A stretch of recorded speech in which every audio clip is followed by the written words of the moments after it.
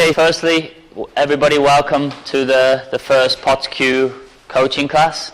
The objective of today is to hopefully improve all of your skills, because Chinese 8-ball is a very difficult game to play, and I believe that your technique is one of the most important things on the Chinese 8-ball table.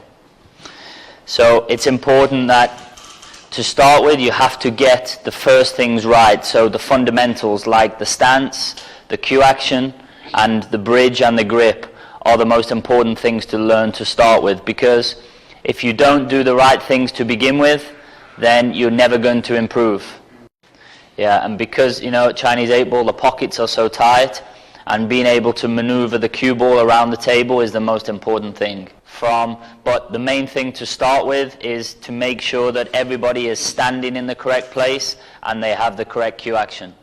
And then when we feel comfortable that everybody is comfortable with the way they're standing, and when everybody is comfortable with the way that they are holding the cue and with their cue action, then we will move through the different areas and gradually go through the different things. But the most important thing is that we get everybody that their technique is right first, because if your technique is not right first, then you won't be able to improve.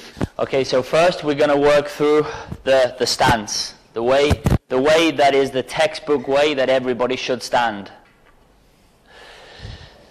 The first way that we should stand is, because I'm left-handed, I have my left leg that is locked straight. And the first thing that we do is we do what we walk into the shot. So it's called walking into the shot. Okay, so my left leg will be locked. If a player is right-handed, then it will be the opposite way. This leg will be locked, so it's this way. This leg's locked and this one is bent. But if I'm left-handed, so I play with my left leg locked and this one bent, okay? And what's the most important thing is when you're down on the shot to give yourself the stability. So therefore, you're still on the cue, because when you're here, you see, so I walk in, and the left leg is locked here. And the most important thing is that there's no movement on the cue. And this is what gives the stability. So you have one leg that is locked. When I mean locked back, so it means that your knee is pushed all the way back, so it's locked. Yeah? And then my right leg, my knee is bent. Okay, so if you can see here, this leg will be locked here. So if I was playing the shot to here, so this leg is locked. So you see this leg is locked back, and this leg is bent. Yeah. And the right foot is just slightly in front of the left foot. So you see, it's not completely square. So if you can see here, there's a straight line. It's not completely straight. You have it so it's just more at this angle. And for the players that are right-handed, it's just the opposite. Okay, so for the players that are right-handed, then it's just the opposite. Yeah, with this leg locked. Now, all of the players in the room right-handed? Is anybody left-handed? Everybody right-handed? Yeah. So you see, everybody will stand like this, with this leg locked and this leg here.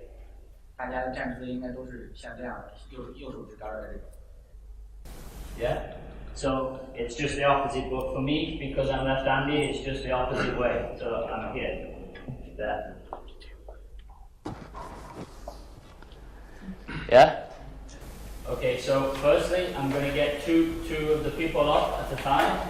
And the reason why I want to get two people at a time is because it's important that I want to get the people feeling comfortable in front of everybody else. Because, it's okay if you just practice on your own, but what's important is that you feel comfortable playing in front of other people and in front of a crowd, because this is what's going to make you better at Chinese 8-ball. And then when I get each players up individually, I can then explain what they're doing wrong, why they are maybe standing wrong, and then everybody else can understand what I've changed with other people, not just in themselves. Yeah? Okay, so I'm going to get the first two players up and just to have a look at their stance, okay? So can we maybe get the first two? Yeah? Yeah, with their cues that they use, yeah. Okay, so the first one, can I just see, can I ask him just to me see how he plays a shot? Yeah, you see? Now this guy, his technique is, this is like the perfect stance here. The way he is standing is perfect. Yeah, the way let me see it again. You see? So he has the right leg that is locked back, and then the left leg that is slightly bent. So his stance and his technique is like the perfect way that he should stand.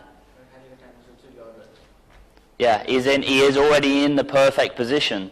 So what's important about this is everything else that we learn from here is he will be able to learn and get better much quickly, because if you're standing in the wrong place, then it's no good learning the other things. So with him, I feel though there's nothing I need to change with the stance. Yeah, the stance, yeah.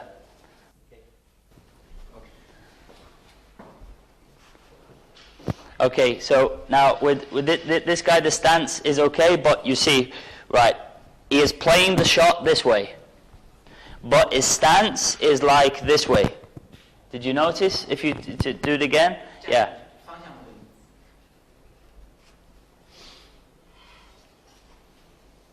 Yeah. Okay. So this leg just should be straightened in a little bit. Okay, like that, and. The cue ball, when you walk into the shot, so it's my left leg, is with your eye line you put on just on the outside of the cue ball with the leg that is locked. So his right leg just on the outside of the cue ball. Do you see? Like the line is like here. Yeah? That is the guide for when you walk in, to know that this leg is in the correct place. Yeah, you see, now that's much better. That is the perfect stance. You see, the leg is locked and the right leg is bent. And if you see, and because his stance is solid, it means that there's no movement on the cue. You see, when I push him, he doesn't move. And the reason this is so important is because when you're playing a match or a shot and you're under pressure, if you miss a ball, sometimes it's because you move. Like, for example, if both legs are bent like this, if both legs are like this, it's easier to move side to side. Yeah. So it's important that you have the one leg locked here, which means that the body, nothing moves. Okay? It's good. Okay?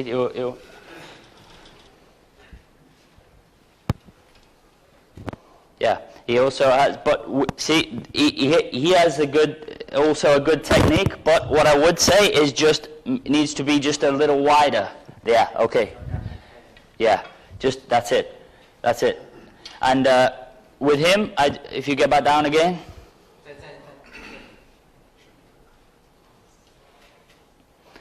Yeah. Okay. The one thing I noticed with him is his stance is okay, but the cue, the line of the cue is like this, almost this way. It needs to be a little bit. So the back of the cue needs to come up a little bit. Yeah. Yeah. Okay. Because it was almost like up, like this angle. Yeah. The cue needs to be here. Not like this. Yeah. Yeah. Okay. There. So yeah. You go back down. Yeah. That's better. Yeah. See there? Can you ask him to just stay when he gets down? Just stay there. Okay. So the body, it just needs to come up a little bit, like there. There. And with the left leg, just to come a little bit wider.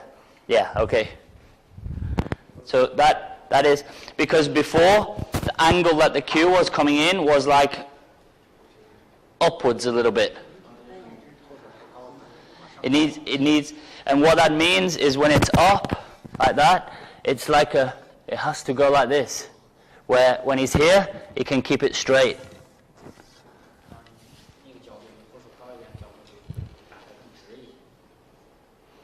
Let me try to move it in a little closer to here. Let me try there. Yeah.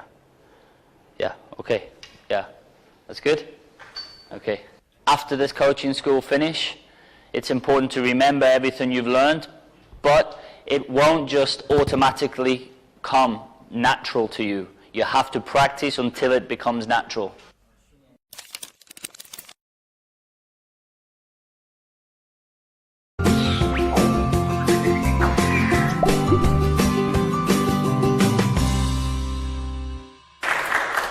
Okay, so with this part, we're now going to talk about the bridge hand, the grip, and the cue action, which after the stance, now to this is the most important part. Because once you go away and work on the way you stand, then now the cue action and the way you hold the cue is the most important. So we just do the stance, which we already did. Then we do the cue action, the bridge, and the grip. That's 4 things today. Now we've got the stance right, okay? The first thing is about the hand, where we put the hand. Now I noticed that most players in this room put the hand too far back from the cue ball. I noticed this just. Everyone I went to, they had too much cue from the hand to the cue ball. You see? They had too much cue hanging over. And the problem with this is when people miss balls, sometimes it's because they have too much cue here. And then they go either like this or like this.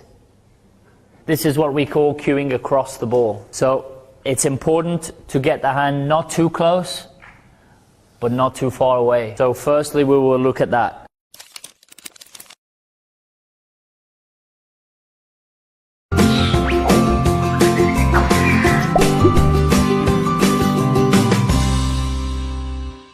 Then secondly, we look at the way you hold the cue at the back. And when I was going around looking at everybody, I can see that a lot of people ask me questions about how to hold the cue and how to hit the ball with a lot of power. So we will also look at the way with the back of the hand, with the cue. You see, when we pull the cue back, you have to take your fingers off the cue. So effectively, it's like this.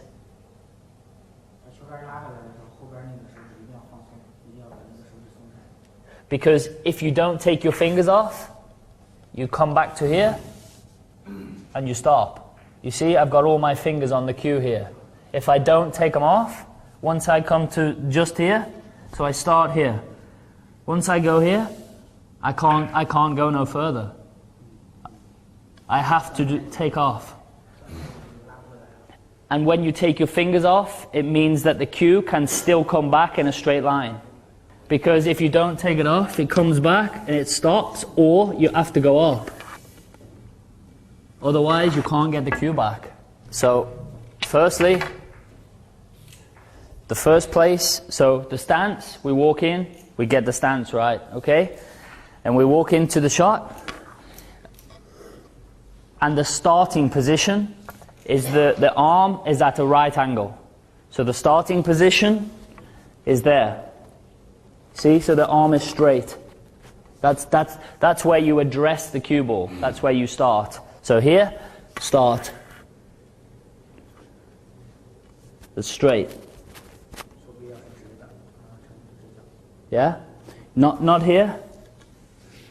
See now, if I start there, it's too far in. If I start here, too far back. It has to be there.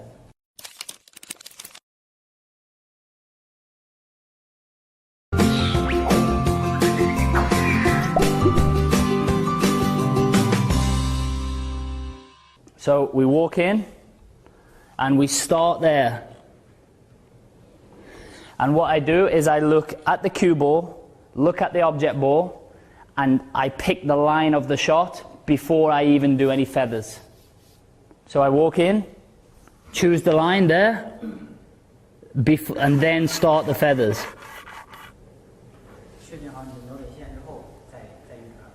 Not like this. So you see, some players, they go in straight away. Because without the feathers, you can still pot the ball. So, you see? And there's a very good practice routine that we do to show that you do this.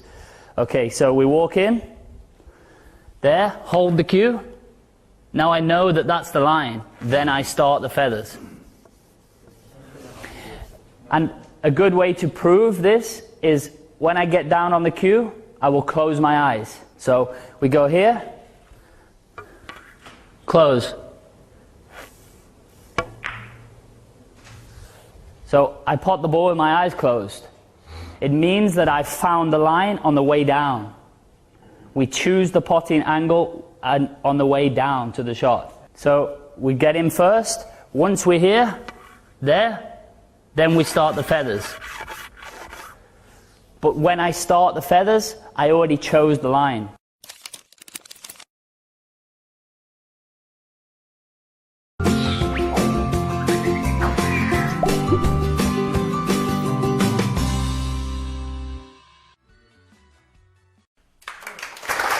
Okay. So today is the final day. I'm just going to talk about is the break, because after that then I know everyone wants to play a frame against me, so I'm just going to talk about the break because I know everyone is interested in that. And the most important thing with the break is that it's all about, again, the angle of the cue. So what I mean is, if I break and the angle of the cue is like this, the balls will go in a different place than if I hit them when the angle of the cue is like this. So, as we know, when we break, we are trying to make what we call the wing balls. So we are trying to make the two middle balls into the middle, right? And the angle that these balls take towards the middle, so maybe sometimes it goes a little high, maybe sometimes they go a little low.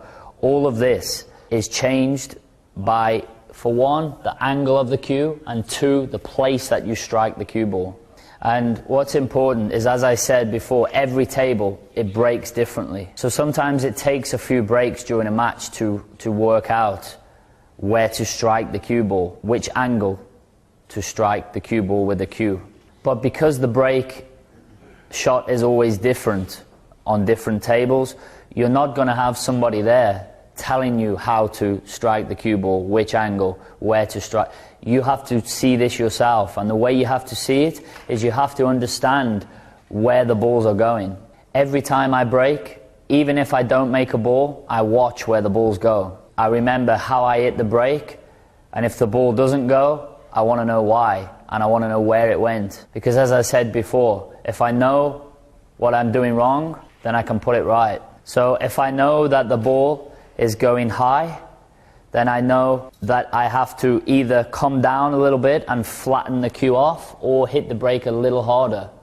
If then the balls are coming a little here, a little low, I know that I have either hit the break too hard, or I've got the angle of the cue wrong, or the placement that I struck the cue ball wrong. The most important thing to look for first is the spot. The spot on the Chinese 8-ball table is the front ball is racked up on the spot. And this spot should be in an exact straight line in between the corner and the middle pocket. If it's too high or too low, even by a fraction, this affects the break also. Okay, so in this case, we're trying to make the 5-ball and then the 15-ball. The important thing is the angle of the cue, as we mentioned before. When you change the bridge hand, we're trying to keep the cue on the same line. By changing the angle of the cue, you can change where the balls go. And then also, following on from that, where you strike the cue ball. As in, if you strike it in the center, just below center, a little bit lower, there's a lot of different places you can strike the cue ball that affect where those balls will go. So the first one I'm going to break off, and I'm going to be a little bit steeper into the break, so I'm going to raise the butt of the cue a little bit. Okay, and we have to make sure we keep an eye on where the 5 ball and the 15 ball go, because if I don't make the ball and I have come in at this angle, then I know I have to change something. But it's not only just, oh, if I don't make the ball, it's why didn't I make the ball and where did the balls go? You know, it's not just unlucky if you don't make a ball. There's a skill to it. And the skill is not only the way you hit the break with the angle of the cue, but it's knowing if it's missing, why it's missing, and then you have to put it right. So, okay, the first one, I'm going to bring the cue a little bit higher. So I'm going to come in like a little bit steeper. So, you see, I'm going to come in a little bit higher, right? Like this. So you see the angle of the cue now is more like here. And the way I'm getting higher is by using the loop bridge. See? The 1, the 5. Okay? The first match you've not played on the table before. That is the way I would hit the break to start off with. But if those balls, what I also saw is, did anybody notice where the 15 ball went? Did anybody see where? No, it didn't go in, below the middle. Yeah, okay. So the 15 ball hit here, right? Yeah? So, but the 5 ball went straight in. Yeah? Now, if both of the balls would have hit here, if the 5 ball also would have hit here, then obviously I know I've got to change something. So that is how I would break first. If they would both have hit there, then that would have told me I hit the break a little bit too soft. Because not only when you hit the break too soft do they go here, but also sometimes if the cue is a little bit flat, so the angle is a little bit lower, that also makes the balls go lower. If both balls hit here, then this tells me that I either hit the break too hard or the cue was too steep. But had I ever not made the ball, then I would just adjust, exactly as I just said. Either hit it a little harder, a little softer, or change the angle of the cue. As I said before, it's not just unlucky if you don't make a ball. You have to work out why. Because if you hit the cue ball in the right place, with the right trajectory of the cue, you will make the balls into the middle. It's just finding that right place with the cue ball and with the cue with the right speed. And because each table breaks a little differently, I've told you how to do it, but I could go and play on this table here and it would be a little different. So it's up to you to work out exact. So I've just told you the formula, really. I've just told you the 4 different ways. So there's the angle and the angle, or there's a lot of different angles in between. There's not just 2. You know, if you come in here, you know, there's a lot of different placements until you get flat. So depending on the table you're playing on and where the balls are going, you have to change this yourself. So that is the way to break. And a lot of people don't understand this. A lot of people think they just hit the cue ball and they just have to hit it a little harder or a little softer. There's much more to it than this.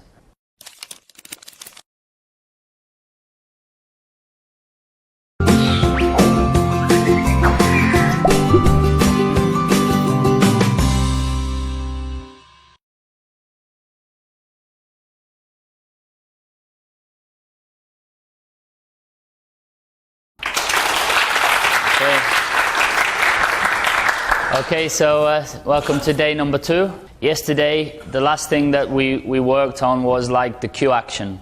Now what we're doing today with the top spin and the back spin follows on from the cue action. Because everybody thinks, especially with backspin, that you have to hit the ball as hard as possible. And they think that, you know, you have to hit it as hard as possible and you have to jump and move in the air. This is not the case to generate the power. A lot of the power comes from what we call the timing. So it's about the timing in your cue action that gets the reaction on the ball. It's not all about the power. So what I mean by the timing is it's the timing in the cue action. Yesterday, remember when we worked on, when we cue up to the ball, then we pause at the top, and then accelerate through. This is where the timing is created. If, when you cue, it's just one motion all the time, and then hit the ball, then you can't create any power and any timing in this. So, for example, here, if we have the black ball, okay? So, if we have the black ball, and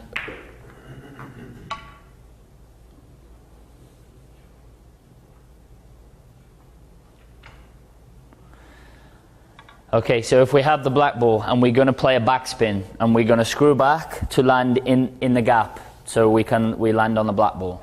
So as I explained yesterday, the most important thing with the cue action at Chinese 8-ball is you can get a lot of spin, but you need to hit the ball softly because the pockets are so tight.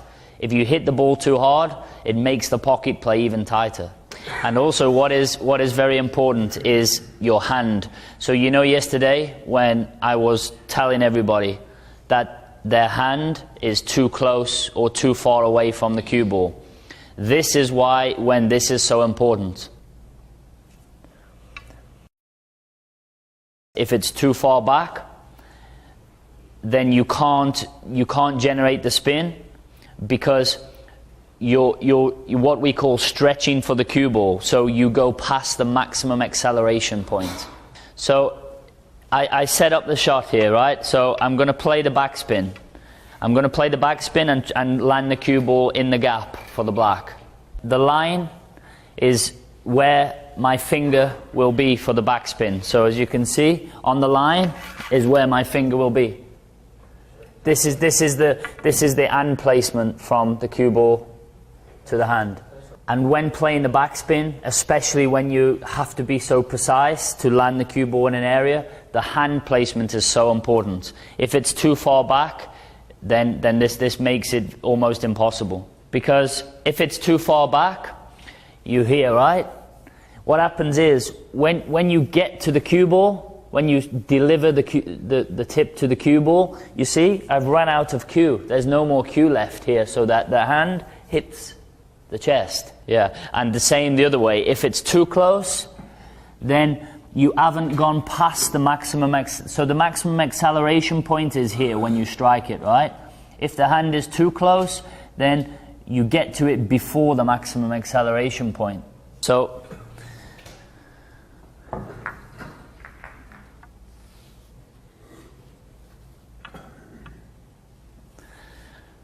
okay, so also when we've landed in this position here, so the 2 ball is my last ball, right? And the black ball is here. So I want to screw back and land, play with backspin and land somewhere here. Sometimes it's much easier to use the cushion first. So when I play this shot with backspin, I'm going to play with the backspin and use the cushion.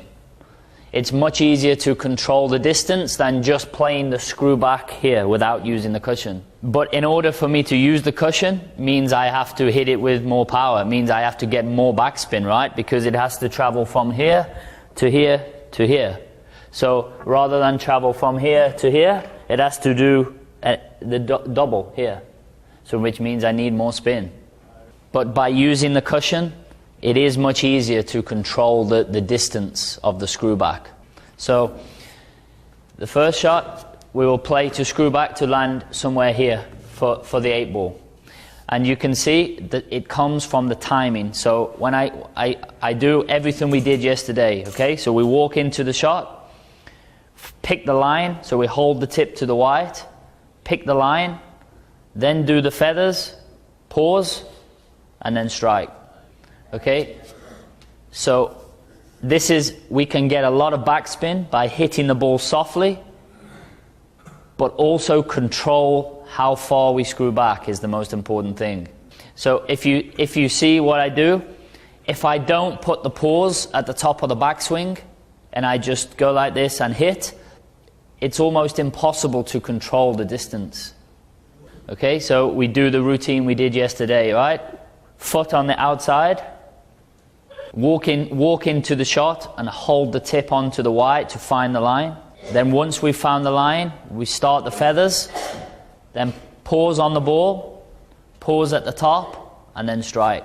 So here I can hit the ball softly, get it to screw back on and off the cushion, and hopefully get it somewhere in the gap to land on the 8 ball.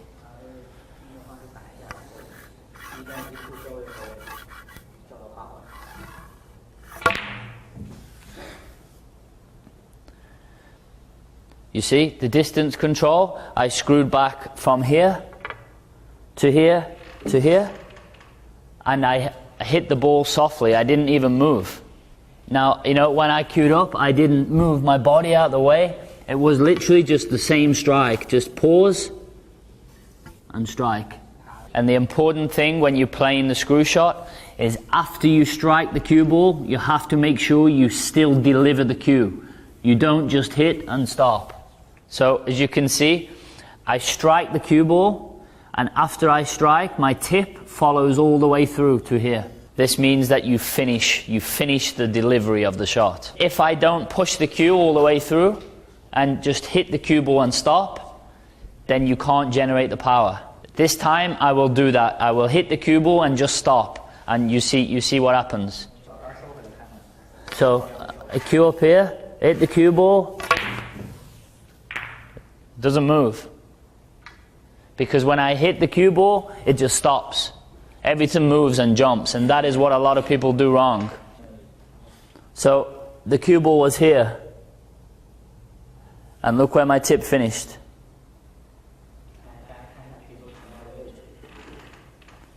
So once I strike the cue ball, I go through to there.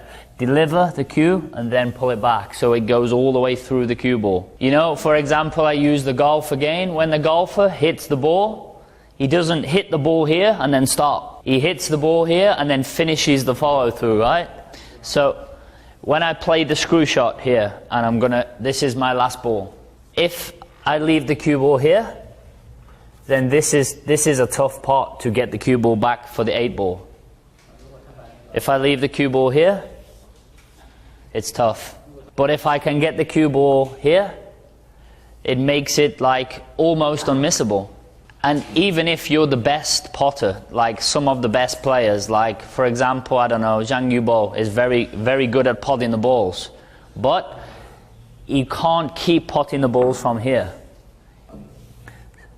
So when we play this screw shot, we're going to play a screw shot off the cushion here, and we're going to try to get the cue ball as close to the 12 as possible.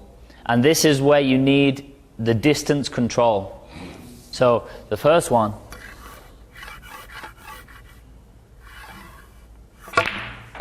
Okay.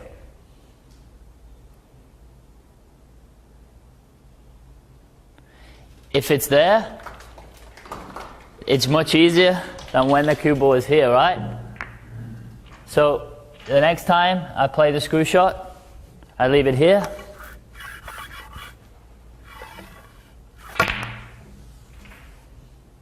Each time, I get it in the same place. Now, you don't want to risk overdoing it, because when you overdo it, then you have no shot. So if you overdo it and you're here, then you don't have a shot. So yes, you're better off hitting it a little bit softer. Okay? So we get it somewhere here. There, this one.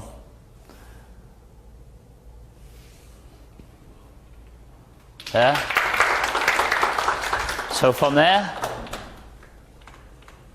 now to pot the ball and screw back to here, I think I will get it almost every time.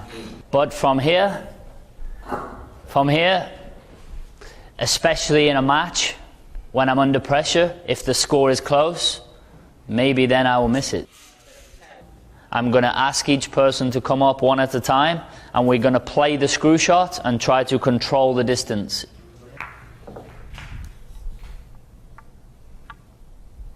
And I'm gonna set up this shot for each person. So we'll use the line as the guide for the finger, because as I said before, the most important part is that you get your hand in the correct place. So if we use the line as a guide, then you will maybe get a feeling of where the correct place is to put your hand. Okay. Do you want to have a go first? Okay. So we're gonna play the screw shot. He's gonna use the cushion to try and get the cue ball back to somewhere around. Okay. So we're gonna come back. I've set this shot up so now his fingers should be somewhere near the line. So we do the process that we did yesterday, everything the same, and then make sure we pause at the top of the backswing and then accelerate. That's good. That's good. You see, but the thing was, you know when I said about when he strikes the cue ball and he stops? That's what he did. So it was okay. He paused here, which was good. But then when he hit the cue ball, he stopped. And that is when I said before about when you finish, you have to finish the shot. Yeah? So he has to deliver the cue straight the way through. So exactly the same as he just did, but make sure he pushed the cue all the way through. See? Perfect. Yeah? See the difference that time? He pushed the cue through. The first time, the cue stopped here. Second time, it stopped here, and the difference. And he played this perfect. He's dead straight. Okay? Well done. That's good. We get the next one. Do you want to? Okay?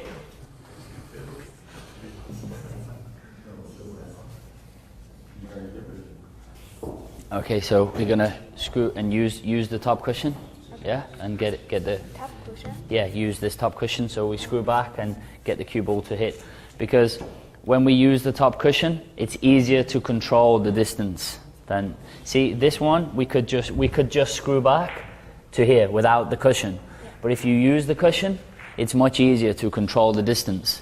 Okay. So everything, and with you, the thing to remember is, at the top of the backswing, you pause and then accelerate, yeah? Oh, look at this. Good shot. Play again, or one more? One more.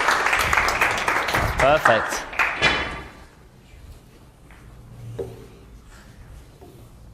So this time, because she did the first one so good, I'm going to ask her to screw back, but to not use the cushion. So she has to just screw it back to control the distance. Okay, so this time you play the screw back, but don't use the cushion. Okay, so you want to just get the cue ball like somewhere here. Okay? Okay. Yeah, now you see how much harder it is to not use the cushion. Yeah. See, it's much harder. With the first time, it allows you to hit the ball a little harder and use the cushion, and you've got more room, okay? Want to try again without using the cushion?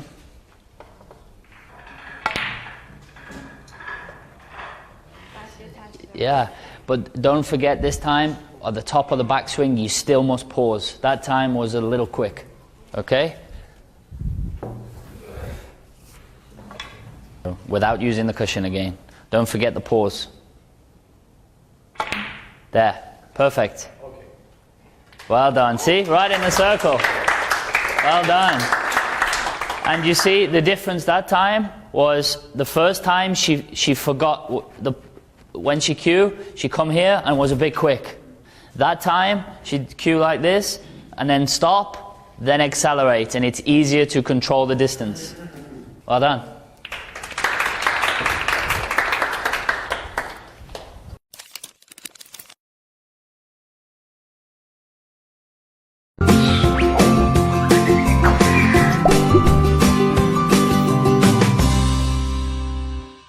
Okay, so today we're going to talk about the side spin and we're going to talk about patterns. So following on from what we did yesterday with the natural angles, with the side spin, we don't just use side spin for no reason. We use the side spin because sometimes we need to change the angle of the cue ball. So yesterday when we were doing the natural angles, as we said, you don't always leave yourself the natural angle. So that's why you have to use the side spin sometimes to manipulate the cue ball, to change the direction. So it's not only used to just manipulate the cue ball and to change the direction, but sometimes when you land out of position or you leave yourself the wrong angle, that's why using the side spin is so important. Because a lot of the time you leave yourself straight, and if you leave yourself straight on the ball and you have to get the cue ball in the opposite end of the table, the only way to get there is with side spin. But it's also important to use as little amount of side spin as possible. The harder it is to pot the ball and the harder it is to control the cue ball. So on the cue ball, yes, sometimes you have to play with extreme side, but most of the time you just need to try and keep it to within an inner circle on the cue ball. Sometimes you only need a little trace of side. So when I mean what we call a trace is just sometimes the center of the cue ball, it's just what, so if we put the dot in the middle of the cue ball, sometimes you only need to play with one dot width either side.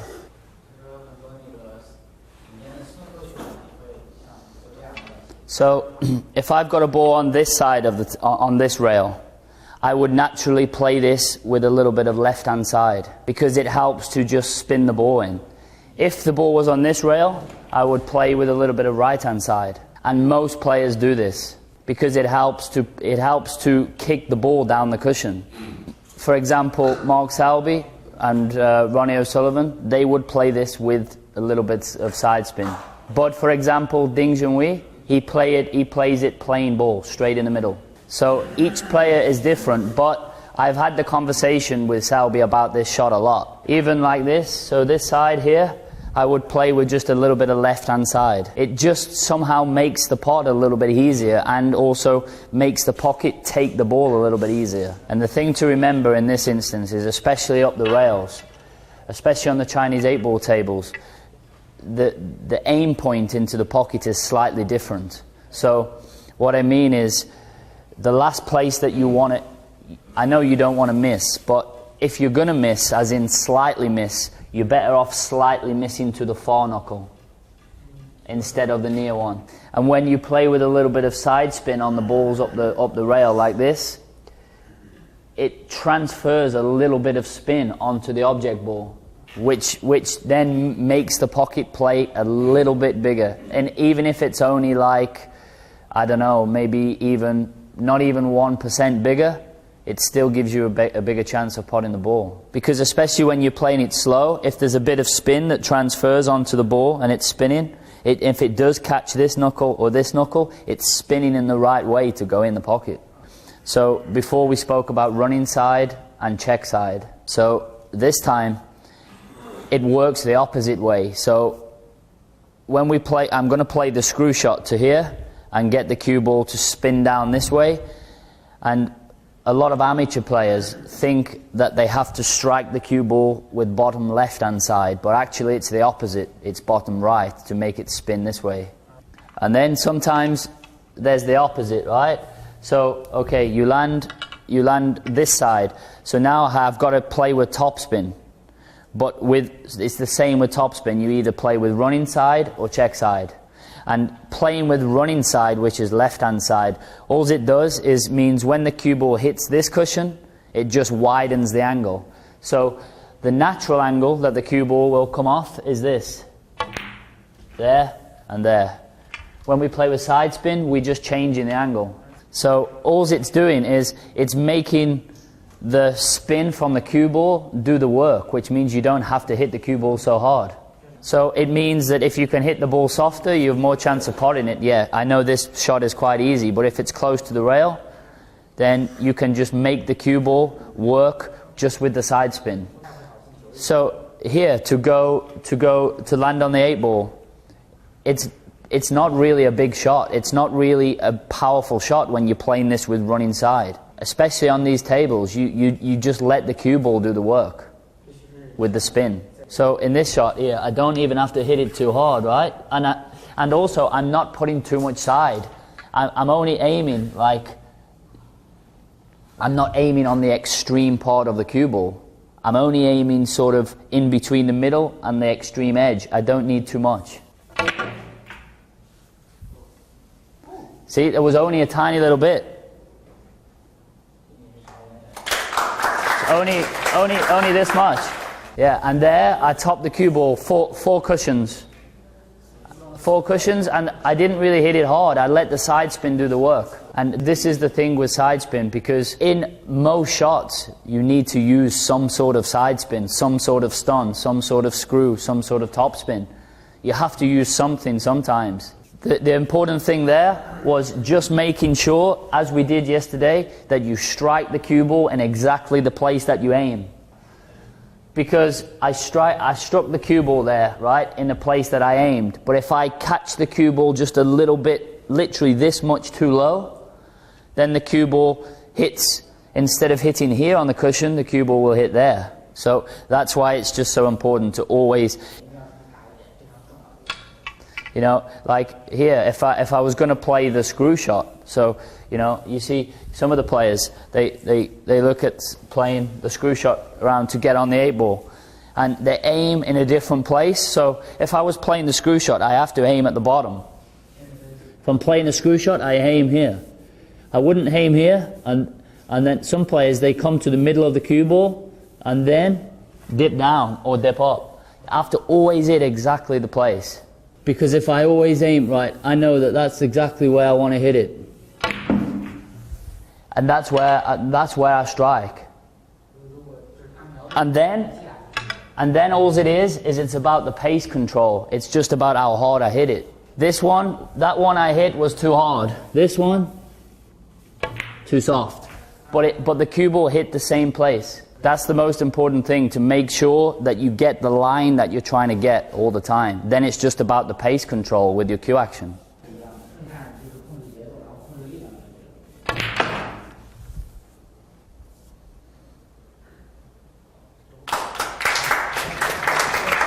Yeah?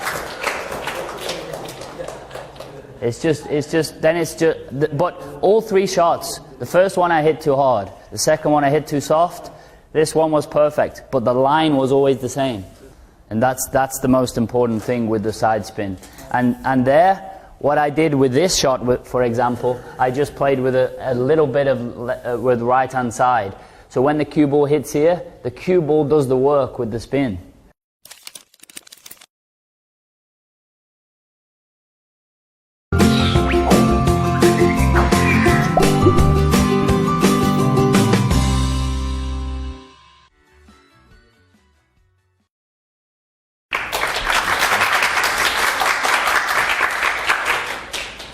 Okay, so following on from what we just did with the backspin and the topspin, we're now going to look at the natural angles and side spin.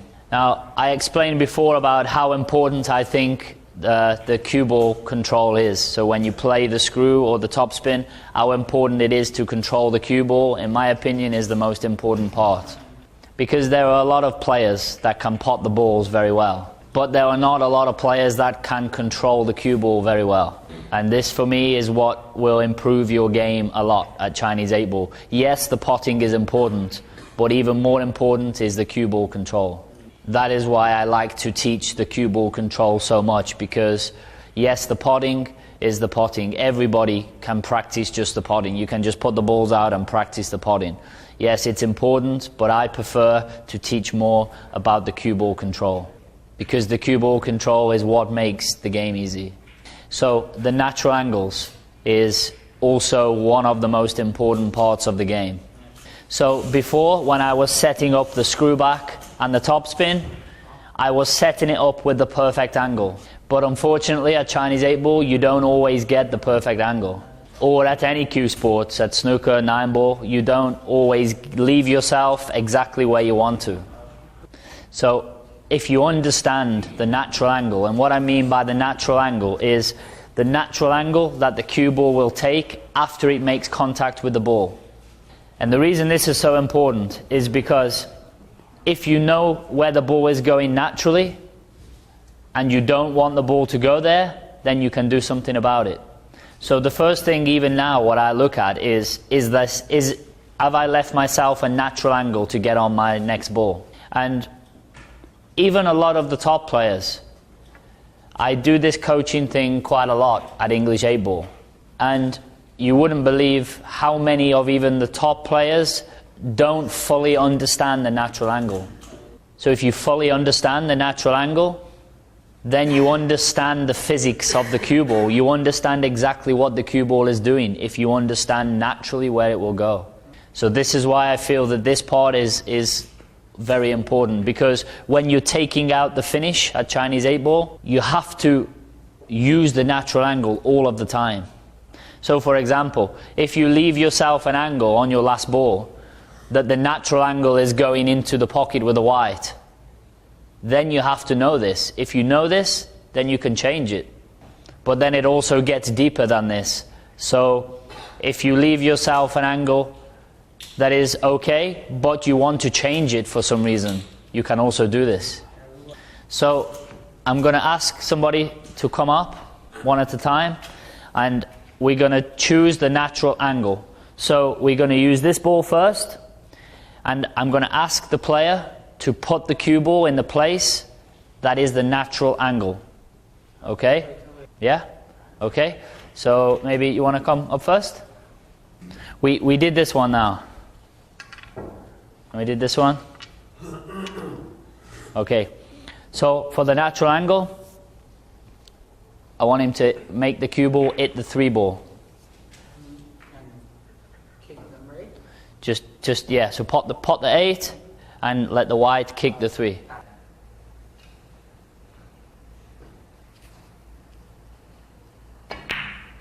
Yeah, almost. See, almost. He put the cue ball in the correct place. He just hit too low on the cue ball. Yeah, but yeah, he almost put it in the correct place. You try again.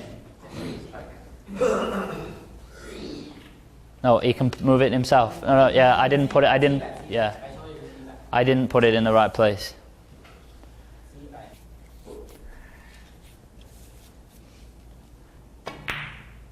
Yeah, perfect. Yeah. So, okay, that's the one natural angle. Okay, so, okay, do you want to come up? There's another natural angle to hit the 3 ball also. There's 2. So he played from this side, right? There's another one. He can put the cue ball anywhere.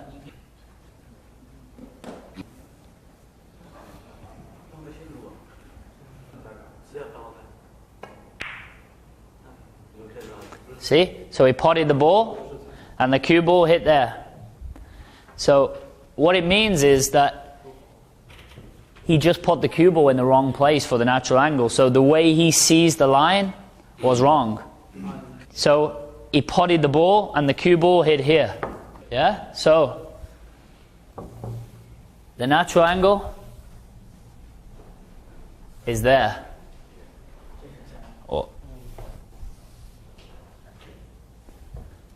Yeah? If he wanted to hit the 3 ball from what he put it here, right? He put it there.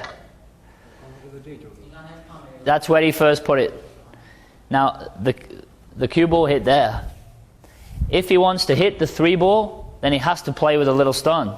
And it's so important to know this, because if you want to kick the 3 or avoid the 3, you have to know what to do. Yeah? So the natural angle to hit it is now there. So just plain ball, just roll it. There. See? That was the natural angle. So if he was trying to play this shot, if this is what he tried to play during a match, and he lands here, he knows naturally he doesn't have to do nothing, just roll it. But if you land here, which is only this much difference, now it's a much tougher shot to hit the 3. Okay, let him try to hit the 3 now from here. It's much tougher.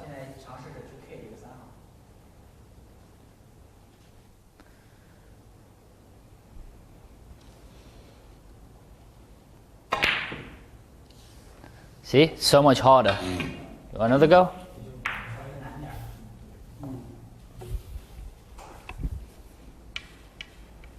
This is where he put it the first time.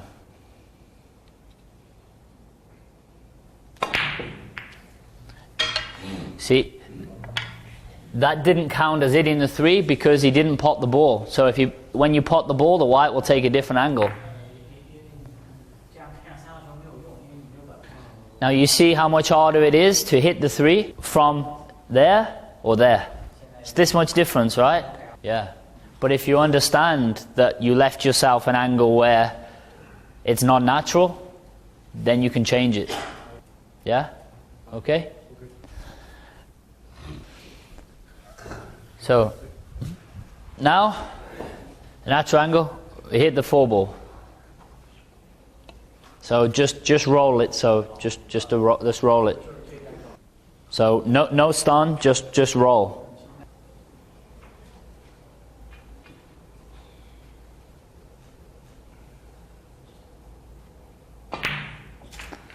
Yeah, he put the cue ball in the right place. He just didn't get. You try again. He played it like a little stun shot. When I say get to the top of the cue ball, you have to get to the top. Raise the hand, get to the top. Okay.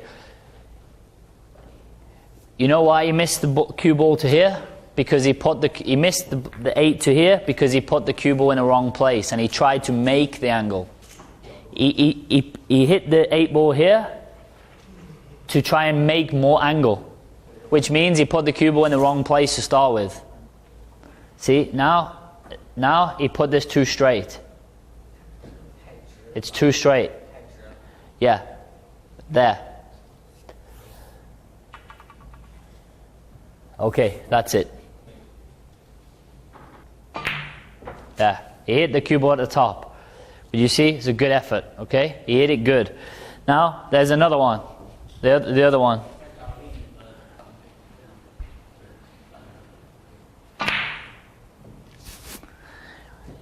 He put the cue ball in the right place. He just didn't make the pot, right? Try again. The cue ball is perfect here. Oh, you hit the 4. Okay, but you can see what he's trying to do, right? He's just trying to play the top spin. Okay, so yeah, he's putting it here just to top behind. Okay, there's another one.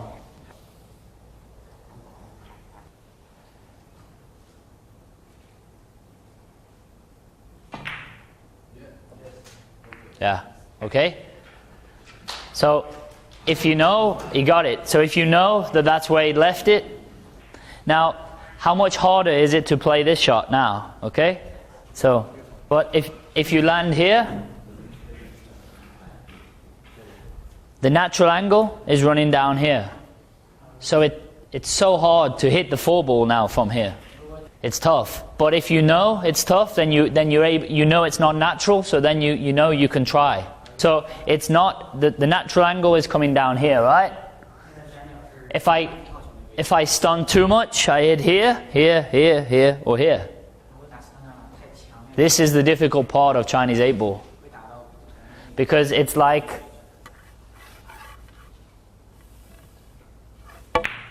a little stun.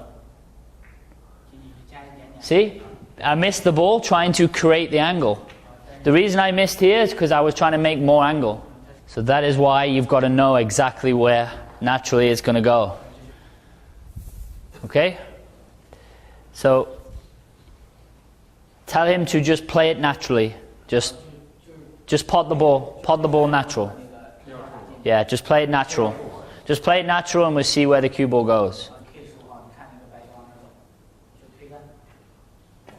Okay, hits the 15, right?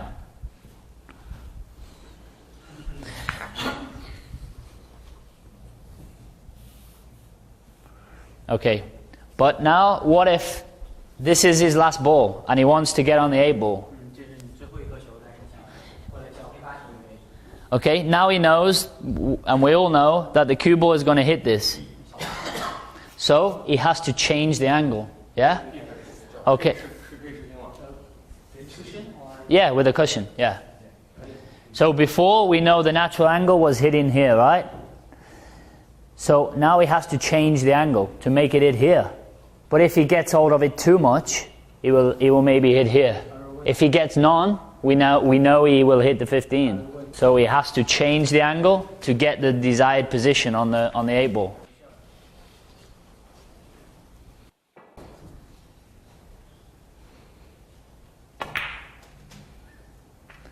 See, that time, too much done. Too much done. Yeah? Oh, I mean, just to make sure that you're not put it doesn't go in this pocket.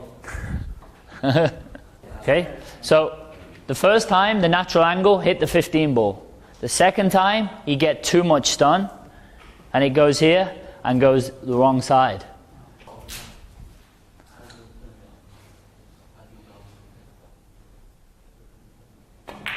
There. It was the right line, just obviously too hard. But, did you see how much easier it was when I put the ball here? Because the cue ball hit the ball this time. Because he had a target to aim for. And sometimes what you can do is make your own target. Sometimes it can be just a little chalk mark that you can aim for. So this time hit the 3 ball, but obviously a little softer. Control the pace. Much better. One more go. And this is where, before we were talking about the pace control in the last one. This is where this is all together now. When we were playing the screw back and the top spin to control the pace, here he's controlling the pace but changing the angle at the same time.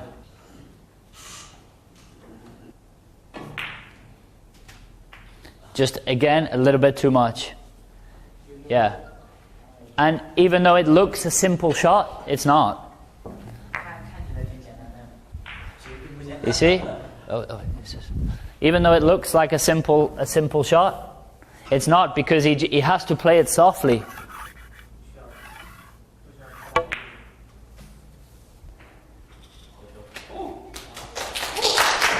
See?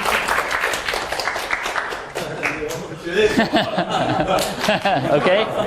It looks like, but if I know naturally where it's going, then I can change it.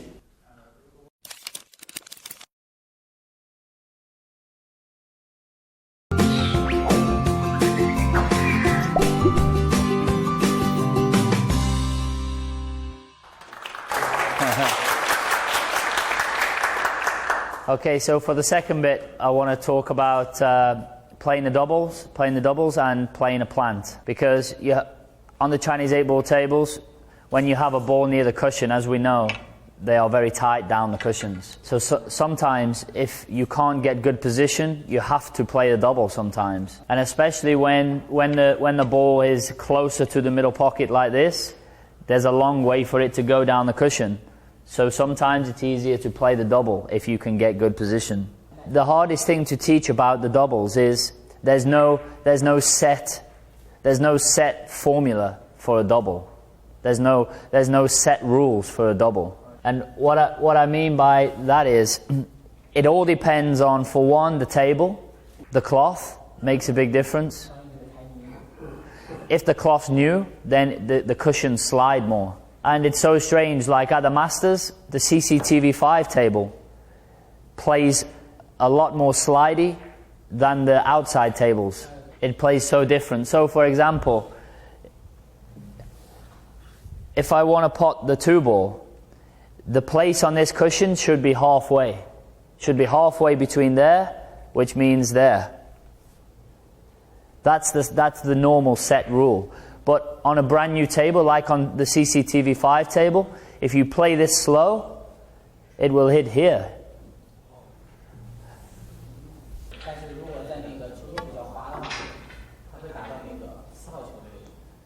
See, this table is in between. But really that should be hit the ball. Okay? But if I hit the cue ball harder, it will come off the cushion differently.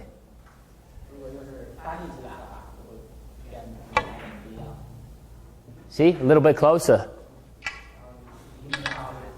A little bit closer. And then hit it a little bit harder. Potts it. So there, I hit exactly the same place on the cushion. But 3 different speeds means the cue ball goes 3 different places. So this is the same for the doubles. So what I mean is that we land here on the double. If we play it slowly, it goes there. Because it slides. Yeah? Okay, we land in the same place. If we play with backspin, it goes in. So the doubles, there's no set rules for the doubles. It's just depending on what you need to do with the cue ball and where you need to strike the cue ball depends where you need to aim. So if I land here and this is my last ball here,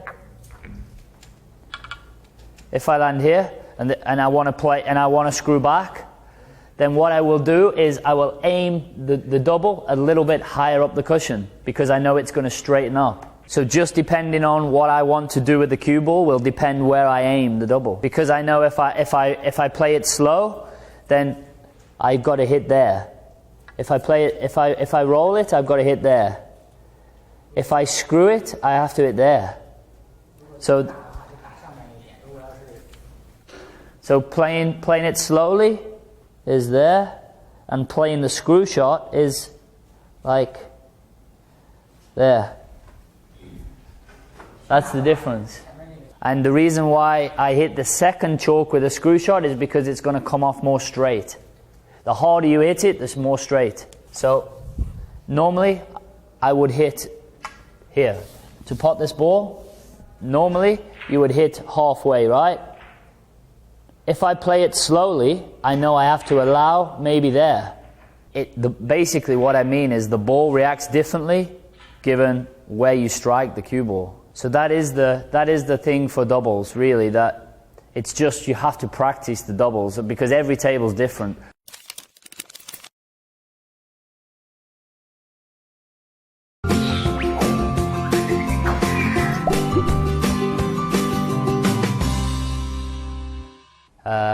We're now going to go into, I know everybody has asked to play a frame, right? Yeah, what a strike, perfect. That's the best break. Perfect. And you see, look at the stripes.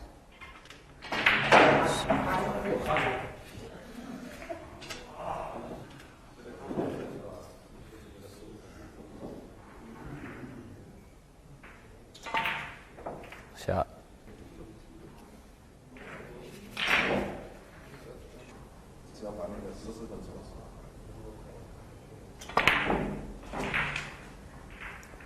There's the shot.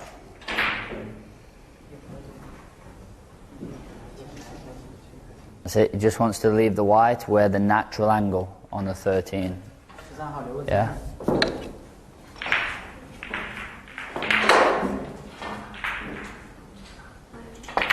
Oh, just a bit hard. Hey, it's okay. Just hit it, he just hit it a bit too hard. Get a little spin, a little softer.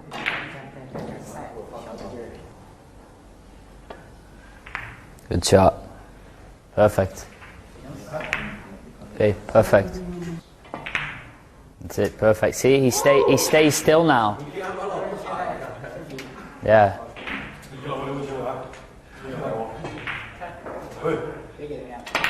Right, well done. Brilliant. Well played. Well done. Brilliant.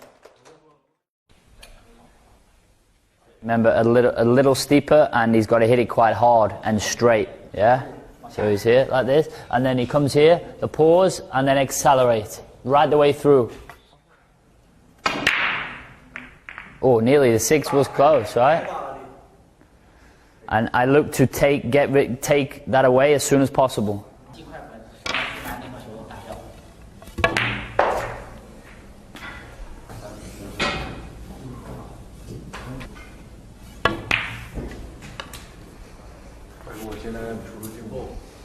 You see, it's all about the angles that I leave.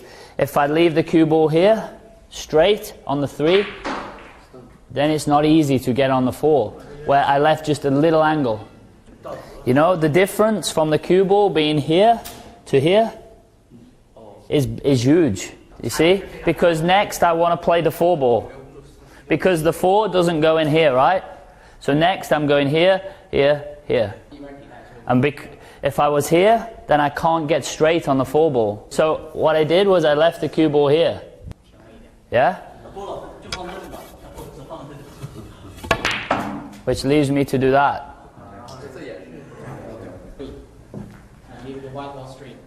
Yeah, well then if it's straight, then maybe I have to change my...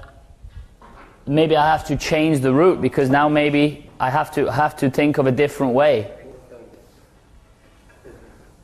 See, now I'm straight, it's just 10 times harder.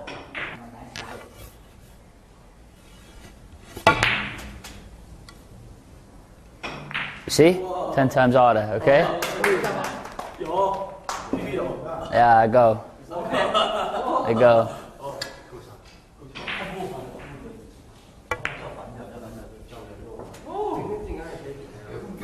Yeah, yeah.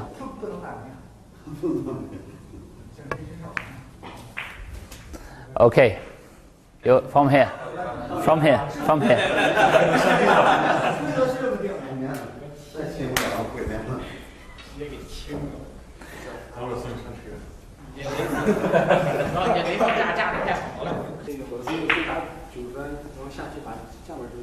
Pot the 9, then the 50. Yeah. So yeah.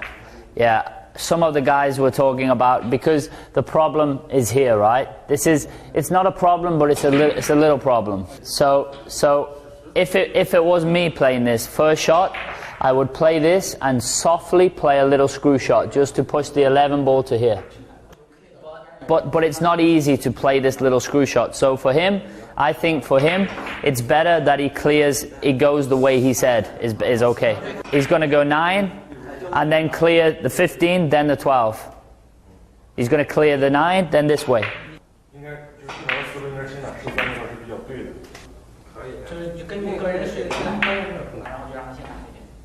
Shot. Yeah. Okay, so you can just pot the 14 and just let the cue ball hit the 13. Okay. But the most important thing is he pots the ball.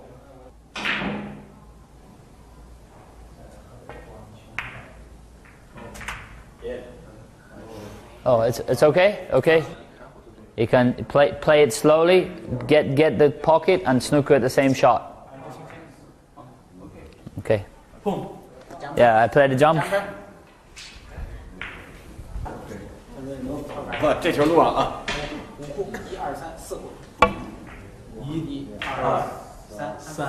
Too much slide. Okay.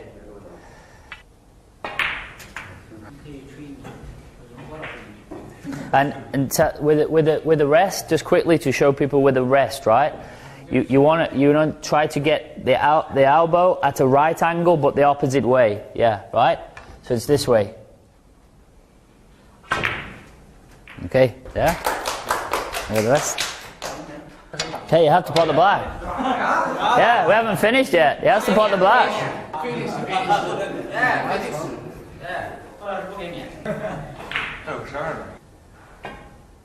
Okay, well done. Okay, and just to say, a good way to practice with the rest, right? So you hold it like this. A good way to practice is with a ball. You can use the ball. Yeah. Okay. You keep it straight. Yeah. Okay. Yeah.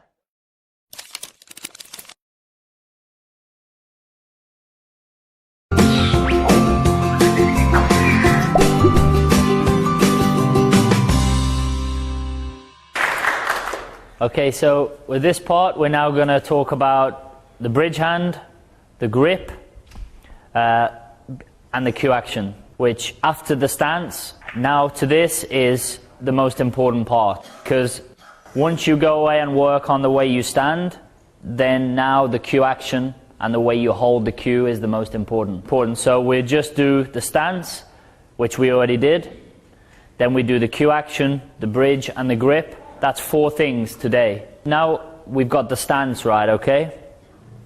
The first thing is about the hand, where we put the hand. Now, I noticed that most players in this room put the hand too far back from the cue ball. I noticed this just. Everyone I went to, they had too much cue from the hand to the cue ball. You see? They had too much cue hanging over. And the problem with this is when people miss balls, sometimes it's because they have too much cue here. And then they go either like this or like this. This is what we call cueing across the ball. So it's important to get the hand not too close, but not too far away. So firstly, we will look at that.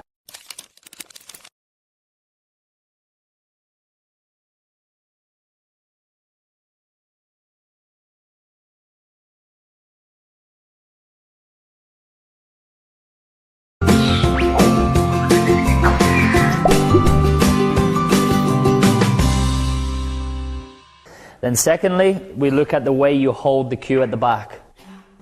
And when I was going around looking at everybody, I can see that a lot of people ask me questions about how to hold the cue and how to hit the ball with a lot of power. So we will also look at the way with the back of the hand, with the cue. You see, when we pull the cue back, you have to take your fingers off the cue. So effectively, it's like this.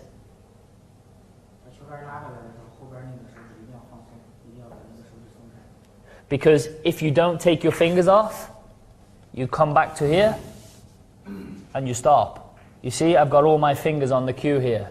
If I don't take them off, once I come to just here, so I start here. Once I go here, I can't go no further. I have to take off. And when you take your fingers off, it means that the cue can still come back in a straight line. Because if you don't take it off, it comes back and it stops, or you have to go up. Otherwise, you can't get the cue back. So, firstly, the first place, so the stance, we walk in, we get the stance right, okay? And we walk into the shot, and the starting position is the arm is at a right angle. So the starting position is there. See, so the arm is straight. That's where you address the cue ball. That's where you start. So here, start. It's straight. Yeah? Not here. See now, if I start there, it's too far in. If I start here, too far back. It has to be there.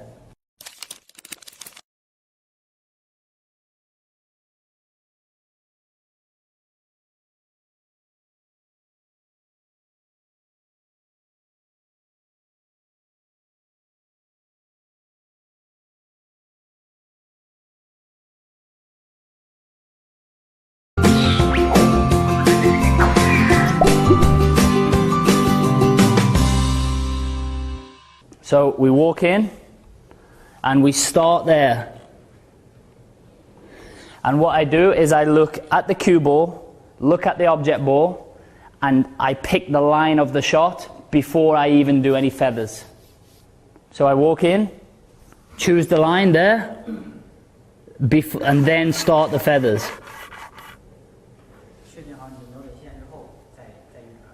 Not like this. So you see, some players, they go in straight away. Because without the feathers, you can still pot the ball. So, you see? And there's a very good practice routine that we do to show that you do this. Okay, so we walk in, there, hold the cue, Now I know that that's the line. Then I start the feathers. And a good way to prove this is when I get down on the cue, I will close my eyes. So we go here, close. So I pot the ball with my eyes closed. It means that I've found the line on the way down. We choose the potting angle on the way down to the shot. So we get in first. Once we're here, there, then we start the feathers. But when I start the feathers, I already chose the line.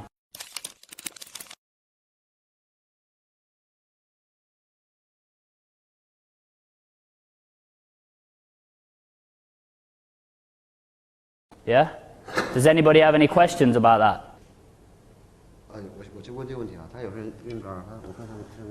You see what he did? You see what he did? When he got down, he was cueing before. This is something that I've done before, that I've told players to do before, and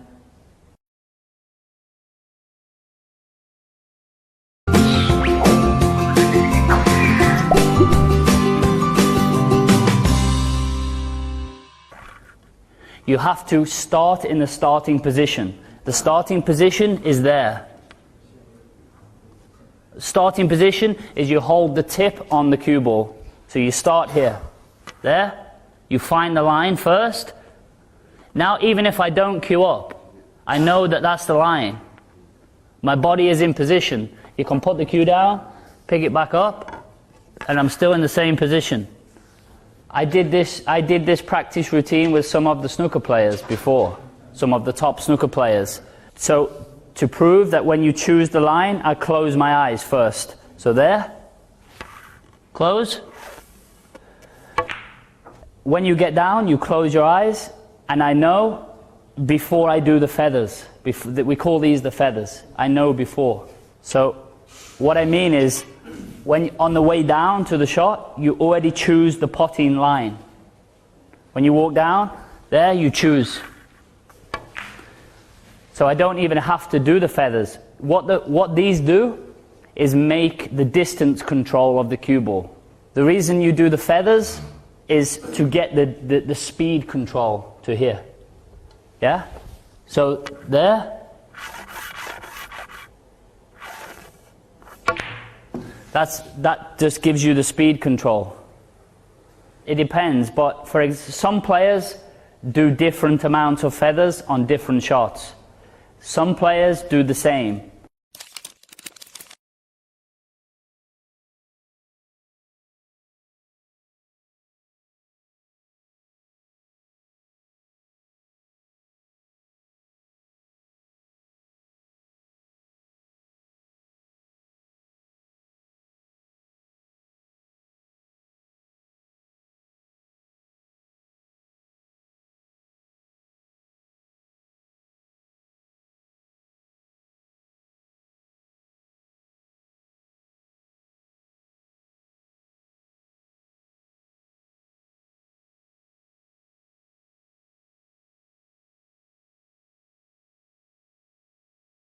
For example, Mark Selby, he does the same every shot. If he's potting this, he does the same. Or if he has the tough ball, he does the same all the time. But Ronnie O'Sullivan, he does different each time. Yeah, they do the same.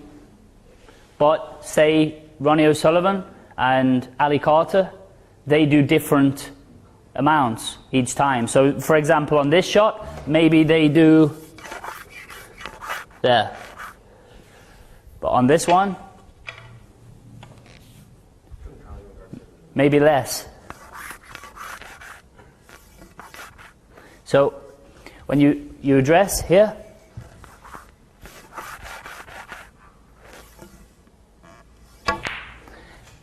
it's like hold on the ball, 3, pause, strike. But what I mean is, there's not a normal one. There's not one that is normal to everybody, because everybody does the cue action differently. But for me, the way I do it is pause on the ball here. And then strike. But the most important thing is people think that this is what finds the line of the shot. It's not. You pick the line of the shot on the way down. You stand as you walk in, you pick the line now. There. That's the line. I already know that I'll pot the ball. I don't have to cue up there. I can strike. So you find the line on the way down. On the way down to the shot, you pick the line. And what proves that I pick the line on the way down is as soon as my chin touches the cue, I close my eyes. This proves that I already chose the line first. So you look at the cue ball first, and then eyes up to the object ball. But you have to start with the tip on the cue ball in the starting position. So here, you start there. Then the feathers, pause, strike. By closing the eyes, it just proves that you don't walk in, and then when you're queuing up, you're moving, like there or there. You have to have already chose the line on the way down. So choose there, then the feathers. You don't change the line of the shot while you're down. If you do that, then you have to get back up and start again.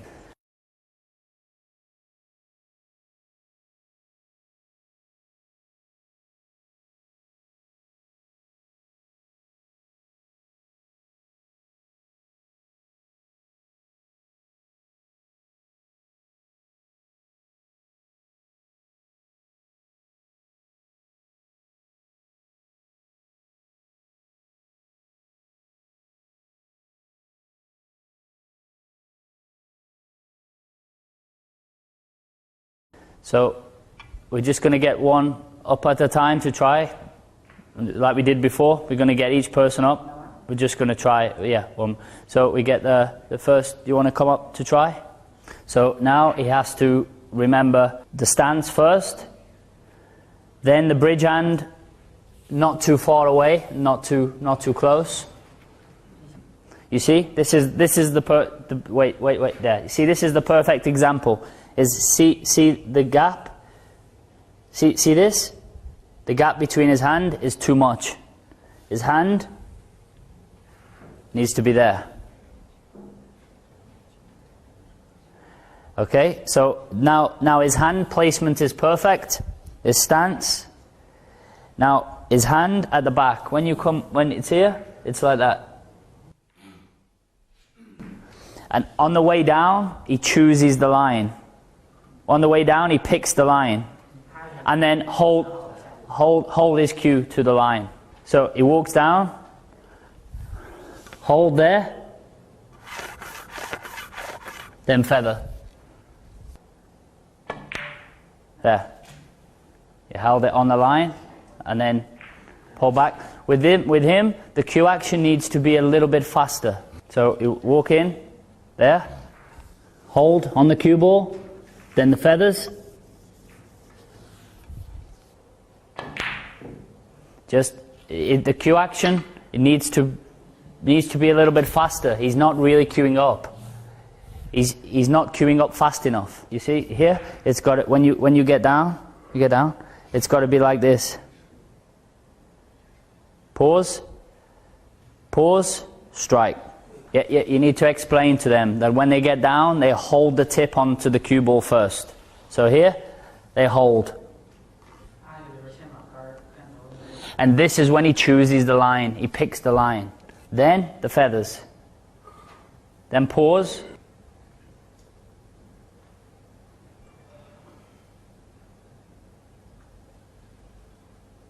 Yeah. So he does that like three feathers. Pause onto the cue ball, come back, pause and strike. So if he just watches me first. So here, hold,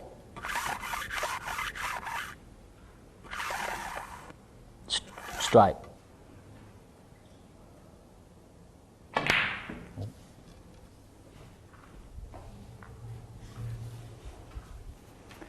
So he has to pick the line of the ball. He has to choose the line on the way down and hold the tip. Better, that's better. But he has to remember at the back of here. He has to take the fingers off.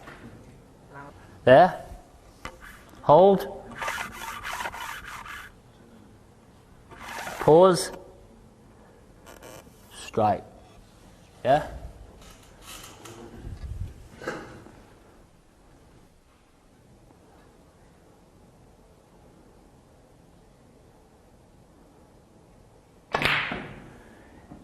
It's and then from the back bit here, it has to stop and then accelerate. But on the way down, he has to choose the line. And the hand, you see, the hand has to be a little closer. There.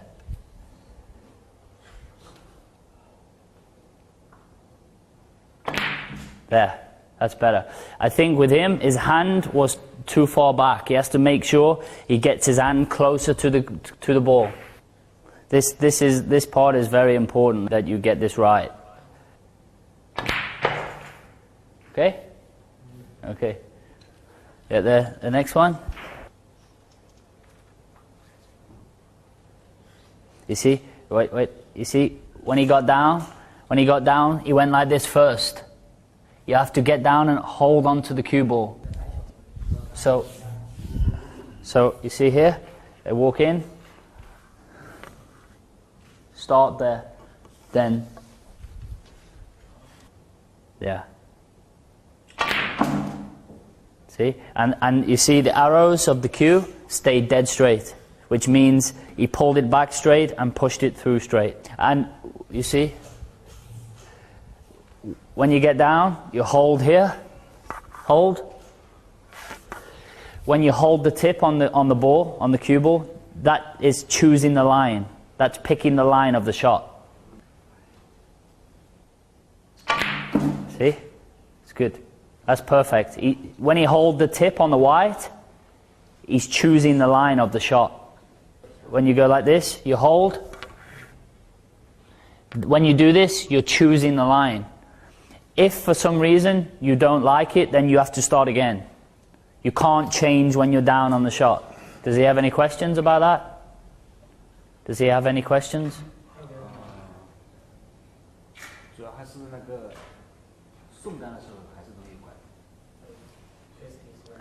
Yes, but that time he didn't, because you see the arrows, they stayed dead straight.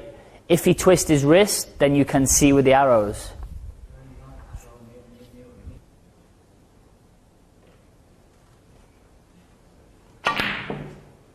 That time, but I think he missed the ball because he was watching the arrows. Just you have to pick the line. You have to do the same routine.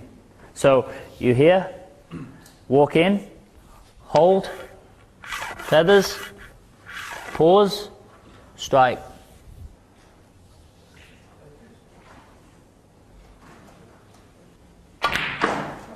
Yeah, it's better. See? He said much better. See? He said very good. That's perfect like that. If he does that, every shot. But you see, it's a lot to remember, because you have to remember the stance, walking in, hold the tip to the cue ball, then do the feathers, pause, then strike. So maybe you can just tell him as I say it each time. So you walk in, hold. You want to tell him there till you hold, then the feathers, pause, strike. But if he does how we just did every time.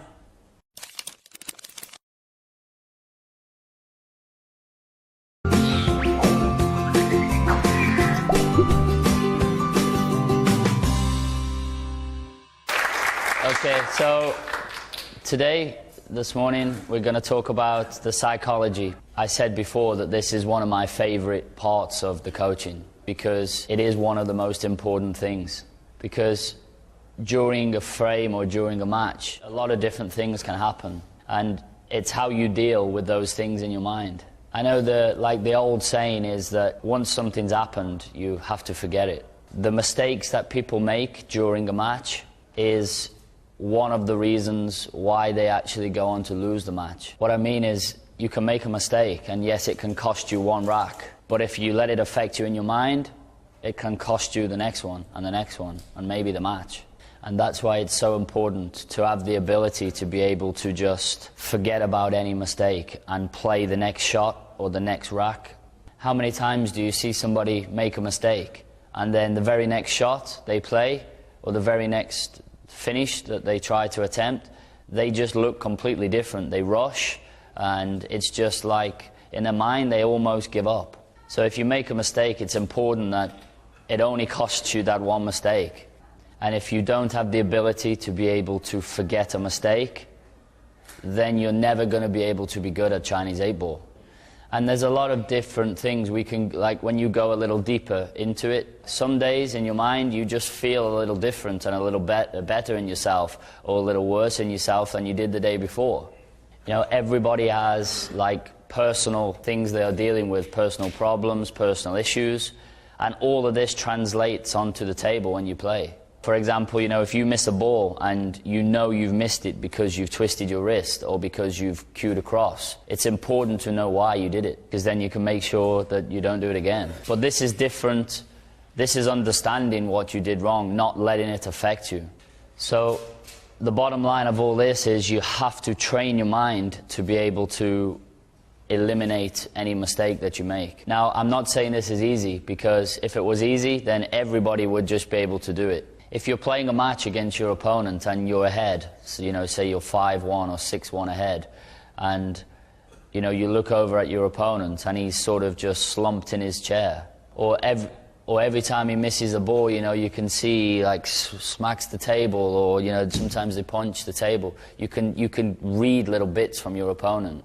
And the reason this is important is because in those situations, it's important to understand how you think your opponent is feeling. Or they say, just play the table, forget about who's in the other seat. I would play different shots against different people, given the circumstances of how I feel they are thinking and how I feel they feel at the time. So if I was 5-1 ahead, and I can see my opponent is getting a little stressed and he looks like he's almost give up, then I would maybe change my shot selection during a certain point, given how I think the circumstances of everything is. When you're in that zone, you don't notice anything else. I mean, I could be playing a match here and somebody could be dancing on the table there naked, and I wouldn't really notice. You know, you just stay in the zone of what you're doing. Everything else around you, you don't really see it. But the next day, the smallest of things can affect you. Like somebody can cough in the crowd, and it affects you. You hear it. There isn't too many like big arguments or disputes or anything like that at 8-ball. It's not like, you know, we're watching football or basketball where there's. But whenever there is something, most of the time, it comes from the person that's having a bad time. Get an advantage from releasing some of the frustration. You know, I'm not saying you don't express any emotion. Each person is different. Some people can, you know, rap the table, or, you know, like throw the cue or do something, but that's a release for them. That's the way of them releasing their frustration. Now, I'm not saying to go over to your opponent and start punching or kicking him to release it, but you have to find the thing that just releases it, and then it's gone. You have to forget it. However you do it, whether you just sit there like this, or whether you punch the table or throw the cue, or you do something to release it, either way it has to be gone. You know, like sometimes in the Masters we play the matches and we play them in sessions of 8 frames or 9 frames. And some players play these matches in what they call just little mini sessions. Basically they just try to win the mini session at least 5-3. Because if you win one of these sessions 5-3 and don't lose another session, only at least tie, then you win the match. If you win 5-3, then as long as you do at worst 4 each, then you win the match at the end by 2 frames. This is the way that some players choose their mental approach to the match. Some players choose to just play 1 frame at a time. So they say, forget the score and just play one frame at a time. As I said before, I personally don't agree with this way. And what I mean by that is, as I said, if I'm ahead and I can see my opponent is struggling and I've got a very awkward finish, maybe I'll refuse the finish and just play a safety shot and let him have a go at the finish. Now, if I played every frame as though it's the same, then maybe that would mean I would go for that same finish all the time. But you have to play the circumstances and you have to play the person you're playing, because you have to understand the player that you're playing is, you have to know how good you think he is or she is, because this represents the shots that you would leave. So against certain players I would maybe play different shots, and against I may decide to leave the cue ball here as a safety shot on the one ball. But if I was playing maybe someone who I thought was maybe the best potter, I maybe necessarily wouldn't leave that same shot against certain people. Or if my opponent's already made quite a lot of mistakes and he's missed certain balls, then I will maybe play a safety shot because he's already made mistakes. I can see he's getting frustrated. Why would I go for the clearance and then maybe, because I think it's too tough, miss my last ball or second to last ball and just gift him the frame when I can see he's struggling? I personally think playing 8-ball is all about percentages. And what I mean by percentages is, if I look at the table, I have to understand my level. I have to understand, can I get this finish? So I say, can I get this finish? If I answer to myself, yes, I can, then I have to say, how many times out of 10 do I think I will get this finish? If I look at the finish and I'm 5-1 ahead, I think maybe that's a 3 out of 10. They're very tough. But I might think for my opponent to go for that same finish, it's maybe a 2 out of 10. So he has a 20% chance. That's why it's important to understand yourself and understand your opponent, or at least try to work out. I mean, of course, you get it wrong. Sometimes you might think, okay, I have a 80% chance of getting this finish. It's no good going into a match not believing that you're going to win. You have to firstly believe that you're going to win, and you can't be worried or scared about your opponent. Your opponent can't do anything while he's sitting in his chair. It's no coincidence that players make more mistakes against Ronnie O'Sullivan. This is a fact. The other snooker players, they definitely make more mistakes against Ronnie O'Sullivan. It's like almost his name and his reputation can almost win him a frame or win him 2 frames. And it's the same with 8-ball. When a player has got a reputation and people think they are so good, it affects what the player does himself, when really it makes absolutely no difference because they're sitting in the chair. It's like, me sitting in the chair, it doesn't matter if I'm playing a frame against somebody here and he makes a mistake because he's playing against me. But if one of the other guys in the class was sitting there, would he make the same mistake? So this is why your mental approach to a match has to be that it doesn't matter who you're playing. Yes, it matters in the sense of you're going to have a harder match or an easier match. It can't affect what you do. Yes, you play different shots, like I said before. So, for example, if I was playing a match maybe against Dream, I would maybe play different shots, knowing, because I think, maybe she might struggle with this one, or maybe I would maybe play different shots than I would against if I was playing, I don't know, Zhang Yubo. I would play differently, but at the same time, I'm not scared of either person. And for me, all of this put together is one of the most important parts, because sometimes people go into a match and the bottom line is they've lost before they even start. And this really can't be the way to think. You have to believe in yourself. So that is the way that I approach matches. That's the way I think, and that's the way I play with the percentages. That's the way I think my opponent. I respect every opponent I play, and I try to work out when we're playing.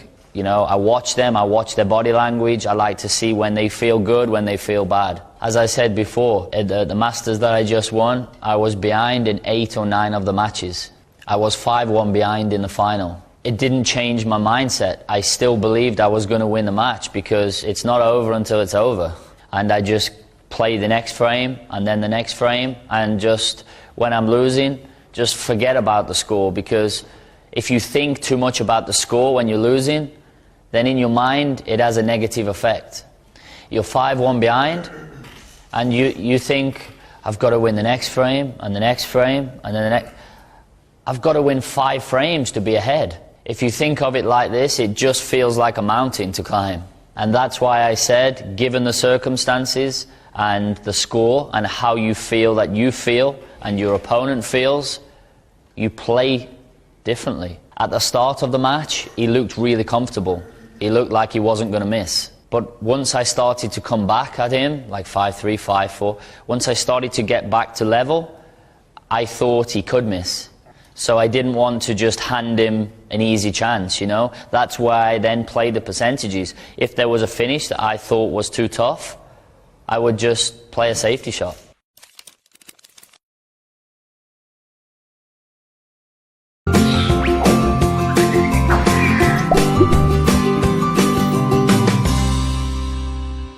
Okay, so we're just going to talk about the patterns now. And for me, the patterns are, again, one of the most important things. And there's the first rule is that the basic rule is that you have to try and clear one end of the table first and then the other end. So for example, where the black ball is, you would leave a ball near the black, obviously, until last, because that offers the easiest position. But one of the biggest things that I always try to remember with the patterns, and this is probably the biggest thing that I can teach you about the patterns, is that when I'm playing a positional shot or choosing the way to take the balls, I always think, what am I better off not doing? So what I mean by that is, if I have to play a positional shot, the first thing I think is, am I better off, if I play it badly, hitting it too soft or too hard? So each shot you play, before you play it, you can think, okay, am I better off, for example, being, if I'm playing on this ball, am I better off being here, or am I better off being too hard? Am I too soft or too hard? I always work this thing out first. If I do play it wrong, which place am I better off being? The patterns is the same thing. You have to make sure that you take the balls in the correct order. Otherwise, you can't get the finish. And this is when you have to plan the whole route and plan when you're going to play the cannon into that ball, when you're going to kick that ball out. And not only when you're going to kick that ball out, but what are your options for the ball that you're going to land on next. So what I mean is, the more options you can leave yourself, the better chance you have of running out. If players leave this shot till last, right? And they play the cannon, and let's say it goes like this, and you snooker yourself, that's not unlucky. You see the players, they play it and they go, how's it gone there?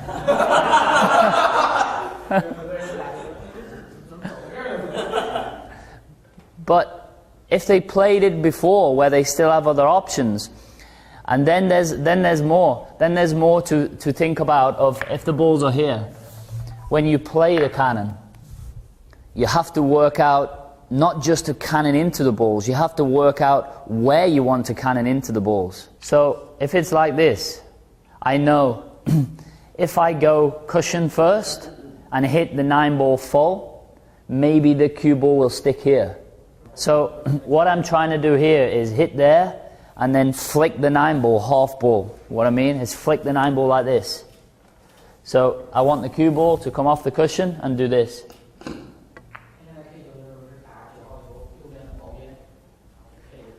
That's what I try to do. Of course, it doesn't always happen like that. Sometimes you might play it bad. Okay, so we'll put it there. If you play it bad, you can stick in behind it, like I said before. Okay? But if you play it badly, Okay, and the cue ball, because we all play shots badly. If you play it badly, and it goes like this, that's when you see, oh God, how does it go there? Why? Why? Because it's a bad shot, and we all play bad shots. That's not unlucky. But if you still have another ball here, or you've made sure you have another ball here, it doesn't matter. Sometimes you have to change. When you break off, you have to have a plan. You can't just start potting balls and then think, oh, shit, how do I get on that one? You have to have a plan. And yes, sometimes the plan goes wrong. So then you have to change the way.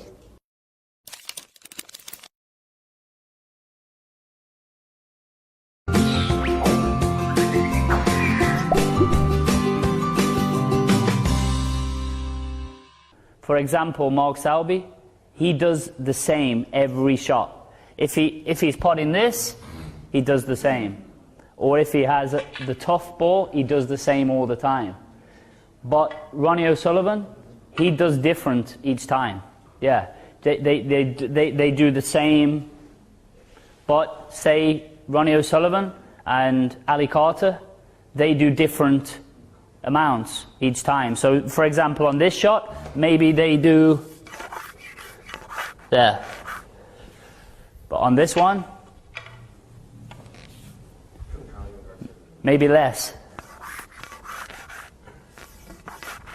So when you address here,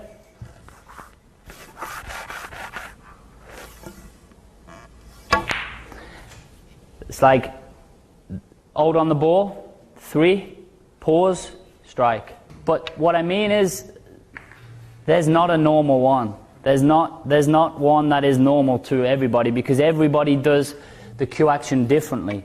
But for me, the way I do it is pause on the ball here,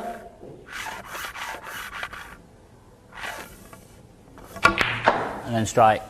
But the most important thing is people think that this is what finds the line of the shot. It's not. You pick the line of the shot on the way down. You stand as you walk in, you pick the line now. There. That's the line. I already know that I'll pot the ball. I don't have to cue up there. I can strike. So you find the line on the way down. On the way down to the shot, you pick the line. And what proves that I pick the line on the way down is as soon as my chin touches the cue, I close my eyes. This proves that I already chose the line first. So you look at the cue ball first, and then eyes up to the object ball. But you have to start with the tip on the cue ball in the starting position. So here, you start there. Then the feathers, pause, strike. By closing the eyes, it just proves that you don't walk in, and then when you're queuing up, you're moving, like there or there. You have to have already chose the line on the way down. So choose there, then the feathers. You don't change the line of the shot while you're down. If you do that, then you have to get back up and start again.